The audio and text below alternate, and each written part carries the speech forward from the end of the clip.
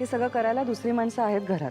अहो बाईसाहेब, मला माहिती आहे हे सगळं करायला दुसरी माणसं आहेत, पण आज अक्षय तृतीया आहे ना, मग घर कसं असं स्वच्छ दिसलं पाहिजे. आणि तुम्हीच मला म्हणालात ना की हे घर तुझं पण आहे, मग आपल्याच घरात साफसफाई करायला काय हरकत आहे, नाही का? गुणाचीच तू मीरा.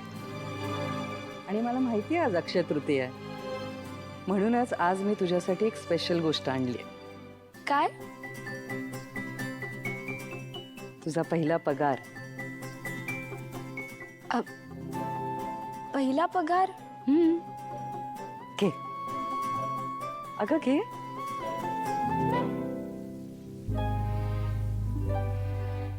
आणि हो, हा ड्रेस तुझ्यासाठी. मीरा, घे ना. आपल्या अनाथ आश्रमातल्या मुली आहेत ना, त्यांनी अक्षय तृतीयाच्या निमित्ताने शिवलाय, खास तुझ्यासाठी बर का. घे अगं, घे मीरा. उघडून बघ कसा.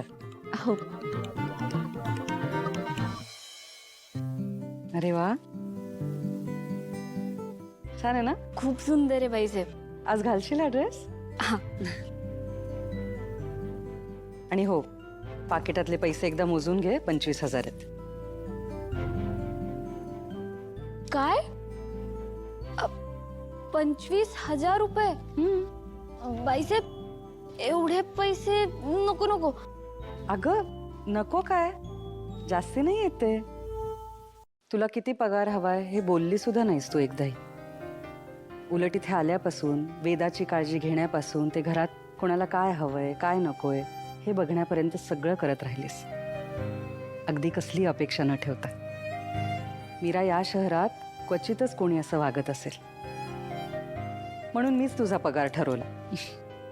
खरं सांगू का, उलट मला वाटतंय जरा कमीच आहे. आपण वाढूया का पैसे? नको बाईसाहेब, एवढे पैसे.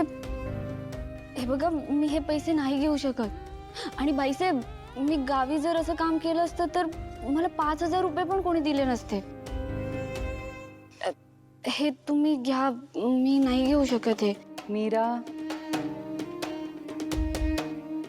बाईसाहेब, तुम्ही काहीतरी विसरताय. काय? तुम्ही माझ्या डोक्यावरचं कर्ज फेडलं, मला मोबाईल पण घेऊन दिलात. तेव्हा तुम्ही म्हणाला होतात की ते पैसे तुम्ही माझ्या पगारातून कापून घ्या.